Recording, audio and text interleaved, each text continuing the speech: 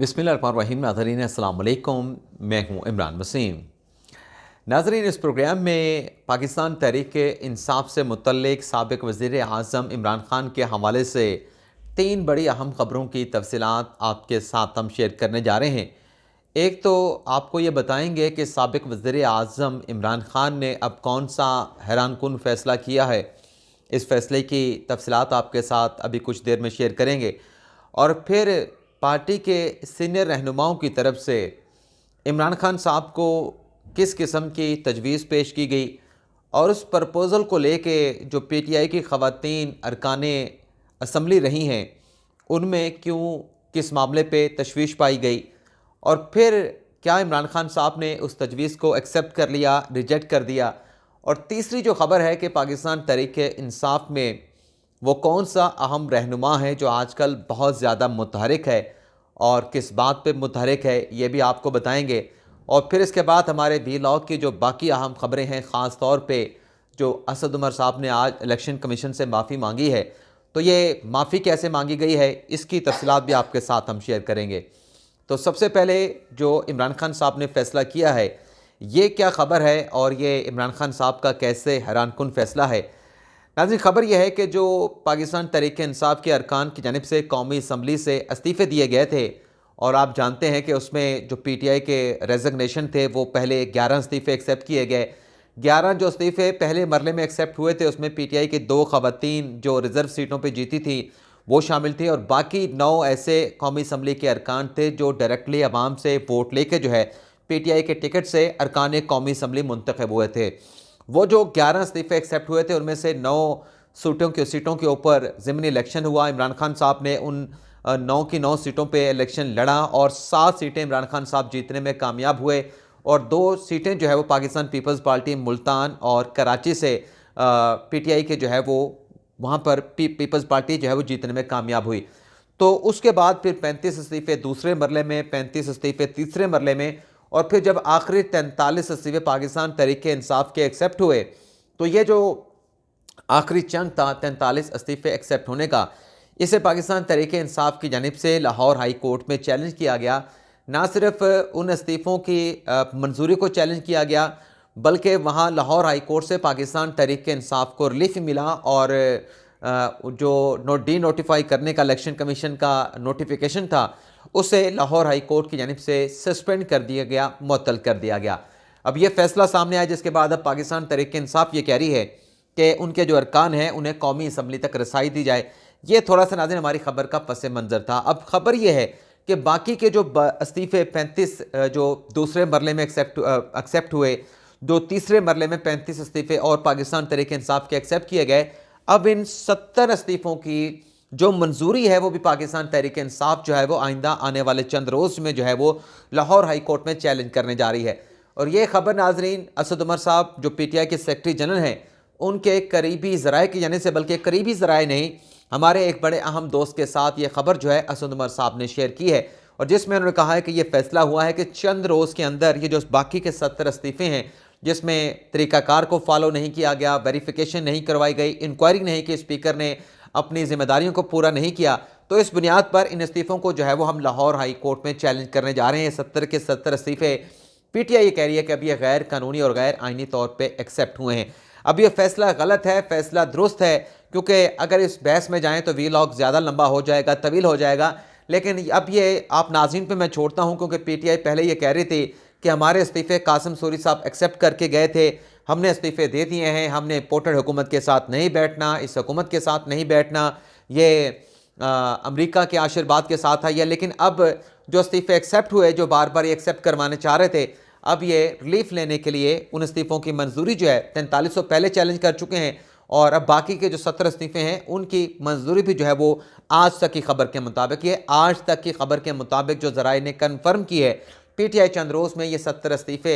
भी जो है वो इसकी जो एक्सेप्टेंस है, जो री नोटिफाई किया गया है, इसे लाहौर हाई कोर्ट में चैलेंज करेगी। वैसे अभी पिछले दिनों एक खबर भी सामने आई, एक साफ़ी ने दी थी कि आजकल के जो हालात चल रहे हैं उसमें पाकिस्तान तहरीक इंसाफ को अगर किसी अदालत के ऊपर एतमाद है तो वो लाहौर हाई कोर्ट है, और इसलिए रिलीफ लेने के लिए पाकिस्तान तहरीक इंसाफ इस्लामाबाद हाई कोर्ट से रजू नहीं करती, सुप्रीम कोर्ट में उस तरह से दरखास्तें नहीं दायर की जाती। अगर रिलीफ लेना है तो पाकिस्तान तहरीक इंसाफ जो है, चाहे वफाक का मामला हो, इलेक्शन कमीशन का मामला हो, कोई भी मामला हो, तो रिलीफ के लिए लाहौर हाई कोर्ट से रजू किया जाता है और वहाँ से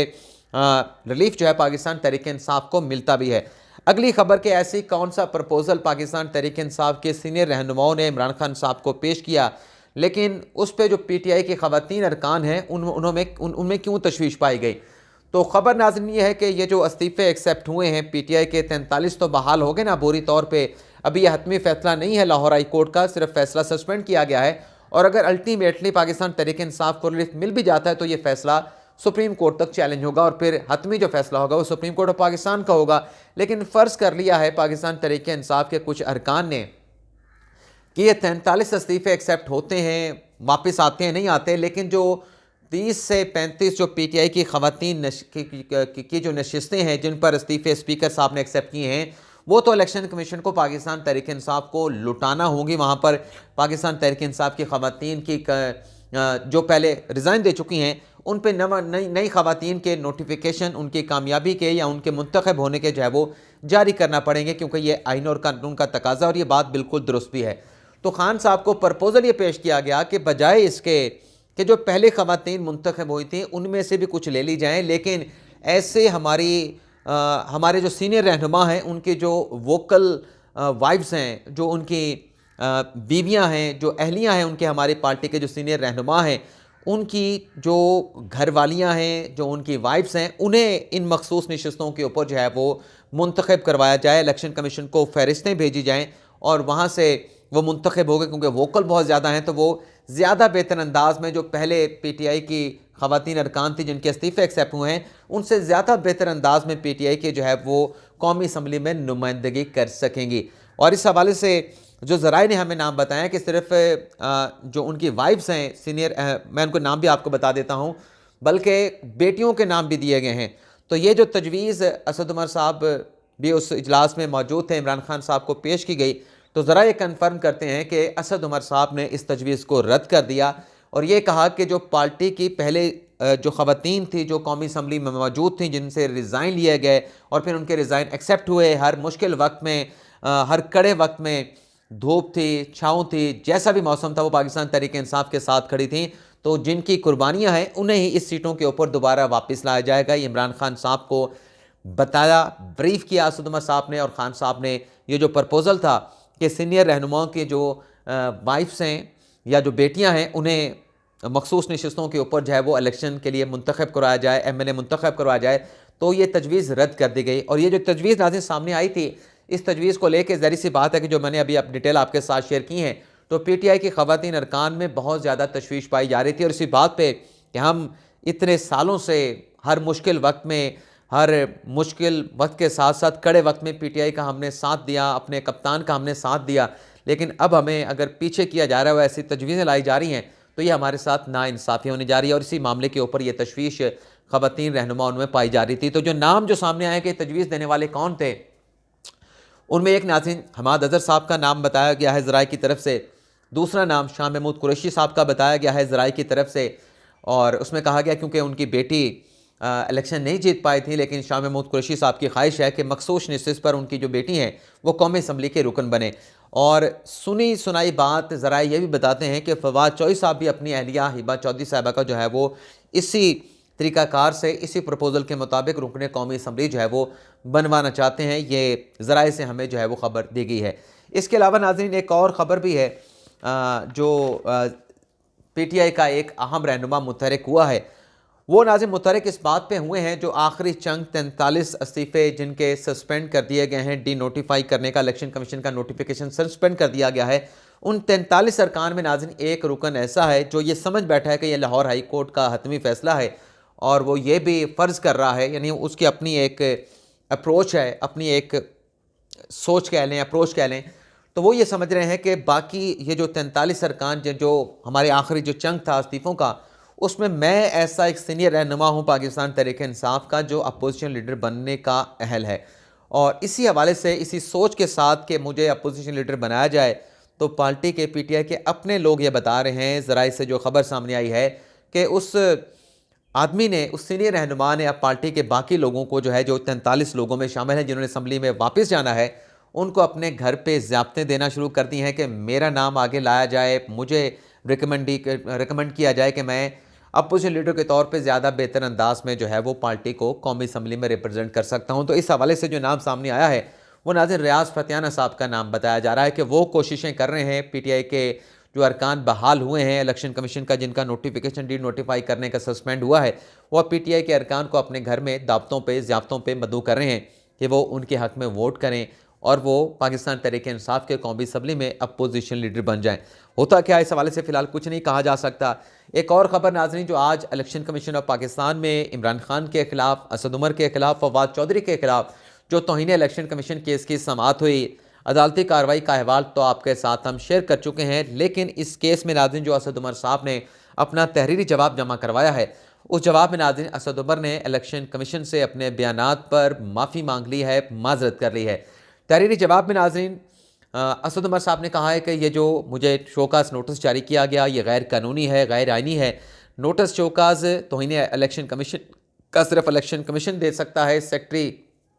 इलेक्शन कमीशन के पास ऐसा कोई अख्तियार नहीं है। और साथ में कहा गया है कि मैंने इलेक्शन कमीशन पे तनकीद की है और मुनासिब अल्फाज के साथ मैंने तबसरा किया इलेक्शन कमीशन के कंडक्ट के ऊपर, उसके फैसलों के ऊपर। तो मैंने तो, असद उमर साहब ने कहा कि इलेक्शन कमीशन की कोई किसी किस्म की कंटेम्प्ट नहीं की है। लेकिन आगे चल के अपने तहरीर जवाब में कहते हैं कि अगर इलेक्शन कमीशन को लगता है कि मैंने कोई ऐसा स्टेटमेंट दिया है जिससे इलेक्शन कमीशन की कंटेम्प्ट हुई है, तौहीन हुई है, तो मैं इलेक्शन कमीशन से माजरत खा हूँ और ख़ुद को इलेक्शन कमीशन के रहमो करम पे छोड़ता हूँ। तो ये जवाब जो उनके वकील है अनवर मरसूल खान साहब ने जवाब जमा करवा दिया है,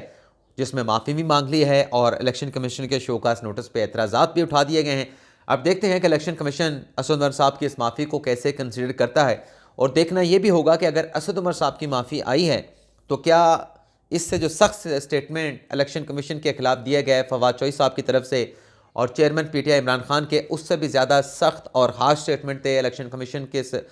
कमीशन और चीफ इलेक्शन कमिश्नर से मुतल्लिक, क्या वो भी अपने बयानात के ऊपर माफ़ी मांगेंगे? तो इस पर हमें फ़िलहाल जो है इंतज़ार करना पड़ेगा। इसके अलावा नाज़रीन, क्योंकि अभी थोड़ी देर पहले हमने अपोजिशन लीडर का जिक्र किया, तो अपोजिशन लीडर के हवाले से खबर यह है कि जो राजा रियाज की बतौर अपोजिशन लीडर तैनाती को लाहौर हाई कोर्ट में चैलेंज किया गया था, उस केस में नाज़रीन स्पीकर नेशनल असम्बली राजा परवेज़ अशरफ साहब ने अपना तहरीरी जवाब लाहौर हाई कोर्ट में जमा करवा दिया है और उसमें प्ली ये ले गई है कि पार्लियामेंट की कार्रवाई में अदलिया मुदाखलत नहीं कर सकती। लेकिन लाहौर हाई कोर्ट ने राजा परवेज़ अशरफ का ये बयान जमा होने के बाद अब इसी मामले के ऊपर वफाकी हुकूमत से जो है वो जवाब तलब कर लिया है। अब एक और ख़बर यह है नाज़रीन कि इलेक्शन की तारीख़ के हवाले से कि पंजाब में इलेक्शन कब होगा, आज गवर्नर हाउस लाहौर में इजलास बुलाया गया। गवर्नर पंजाब भी इस इजलास में मौजूद थे, लेकिन इसमें जो चीफ सेक्रेटरी पेश हुए, आईजी पेश हुए, इलेक्शन कमीशन के हुकाम भी मौजूद थे।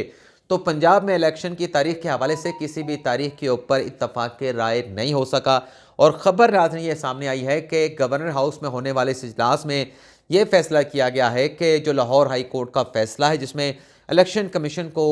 90 रोज़ के अंदर इंतखाबात कराने का पाबंद का करार दिया गया है, तो इस पर ये कहा है कि अब इस फैसले की वजाहत के लिए, इस फैसले की मज़ीद तशरीह के लिए जो है वो लाहौर हाई कोर्ट से जो है वो रजू किया जाएगा। तो ये आज का लूब लबाब है जो पंजाब में इंतखाबात के हवाले से गवर्नर पंजाब की सरबराही में गवर्नर हाउस लाहौर में इजलास हुआ है। तो ये था नाज़रीन आज का हमारा वीलॉग। आपसे इजाज़त चाहेंगे। अल्लाह ताला हम सब का हामी नासिर हो। अपनी ढेर सारी दुआओं में याद रखिएगा। अल्लाह हाफिज़।